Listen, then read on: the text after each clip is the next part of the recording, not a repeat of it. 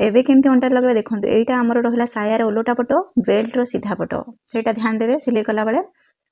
तो ये आरंभ जोटा आम खोला साइड रहा से आम सिलाई आरंभ करवा धीरे धीरे करके पूरा अंटार गोलाई पर्यंत आम सिलाई करवा। एठारे कौन सी पार्ट को टाणिबे नहीं धीरे धीरे सिलाई करवा। ये लक करना सिलाई को साया को आम सीधा पट को नहीं आसवा ये भाव में 1/2 इंच मार्जिन आम एमती मोड़िकी रखा बेल्टर।